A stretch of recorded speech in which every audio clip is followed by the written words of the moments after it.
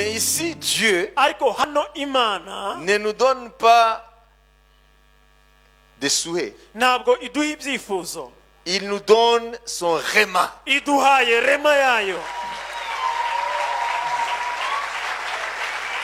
Alléluia. Haleluya. Il dit l'année sera mauvaise pour le monde. Iravuga ngo umwaka twinjiyemo uzaba mubi ku isi, Mais pour vous ariko ku bwanyu qui croyez en moi, munyizera qui vont faire de cette année une année de foi, muzahindura uno mwaka umwaka wo kwizera. Dieu promet Imana irabasezeranya que sa lumière sera avec vous. ko umucyo wayo uzabana namwe. Deuxièmement, Icya kabiri, il va ouvrir ses ressources. izabafungurira ibyo mukeneye. Nous aurons accès à ces ressources, Imana izadufungurira ububiko bwayo, les ressources du ciel. ububiko bw'ijuru. Il a donné l'exemple d'Élie Yatanze urugero kuri Eliya, au sein des ténèbres hagati y'umwijima, d'Israël, hagati y'umwijima Isiraheli yari irimo icyo gihe, lorsqu'il avait abandonné Dieu, igihe bari barateye umugongo Imana, des ténèbres dans le pays. hari umwijima w'icuraburindi mu gihugu. Élie a été Hanyuma Eliya aba à l'abri. mu misho y'Imana. Dieu a mis son serviteur à l'abri des besoins. Imana yahishe umukozi wayo kugira icyo akenera cyose. Dieu a pourvu à tous ses besoins. Imana yahagije ibyo yari akeneye byose, Et Dieu sera avec nous comme il a été avec kandi Élie. Imana izabana natwe nk'uko yabanye na Eliya. Et puis, Ikindi kandi Dieu nous invite à chercher une vie spirituelle intérieure plutôt que les choses extérieures. Imana iraduhamagarira gushaka ubuzima bwo mu mwuka kuruta dushaka ibifatika. À l'exemple des étoiles. Urugero ni inyenyeri. Les étoiles qui brillent beaucoup, Inyenyeri ou qui brillent plus, zimurika kurusha izindi, puissamment, fortement.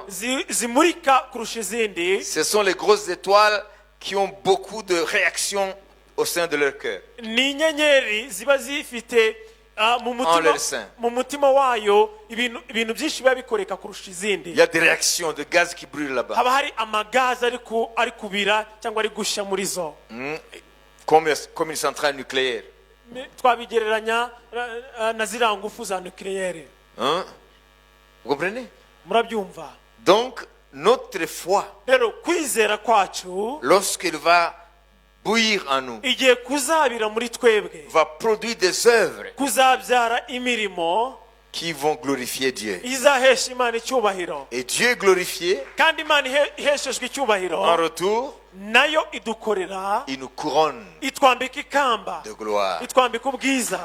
Alors Dieu dit, Rero Imana iravuga ngo fais de cette année uyu mwaka muwuhindure une année de foi. umwaka wo kwizera, La foi en tout.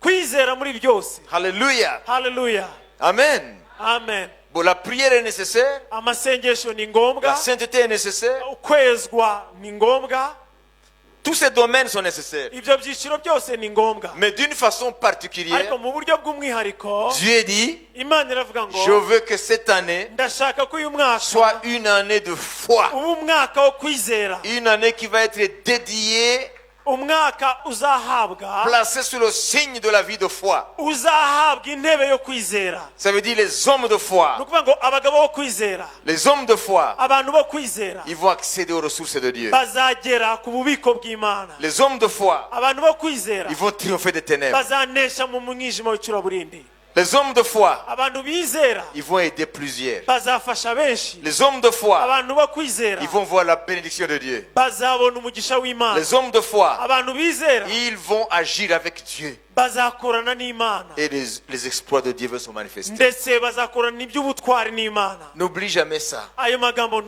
ntuzayibagirwe. une année de héros de la foi. Ni umwaka w'intwari zo kwizera, Sois parmi les héros de la foi. ube mu ntwari zo kwizera. Alléluia. Haleluya. C'est tout à fait compréhensible. Kandi birumvikana rwose, Si les ténèbres vont couvrir la terre, niba umwijima w'icuraburindi uzatwikira isi, nous pouvons commencer à comprendre comment ça va se dérouler. dushobora gutangira gutekereza uburyo uzamera. Nous pouvons appréhender plus ou moins ce qui se passera. Dushobora gukurura mbere y'igihe ibyenda kuba. Donc Dieu dit, Rero Imana iravuga ngo l'année 2020, umwaka wa 2020 pour le monde ku bw'isi et dans le monde, no mu isi ce n'est pas la lumière. ntabwo ari umucyo, Ce sont des ténèbres denses. ni umwijima w'icuraburindi. Mais l'Église est encore sur la terre. Ariko itorero riracyari ku isi. C'est pourquoi Dieu appelle ses enfants, Niyo mpamvu Imana ihamagara abana bayo pour qu'ils se lèvent dans la foi. kugira ngo bahaguruke mu Et kwizera, leur foi kandi ukwizera va kwabo repousser les ténèbres. kuzasunika umwijima, Et la lumière de Dieu kandi umucyo w'Imana va jaillir au sein des ténèbres. uzaseruka hagati mu mwijima w'icuraburindi. C'est vous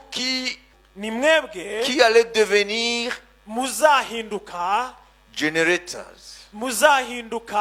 pour donner la lumière au monde. nka ziriya mashini zitanga amashanyarazi ku isi. C'est nous qui allons briller. Ni twebwe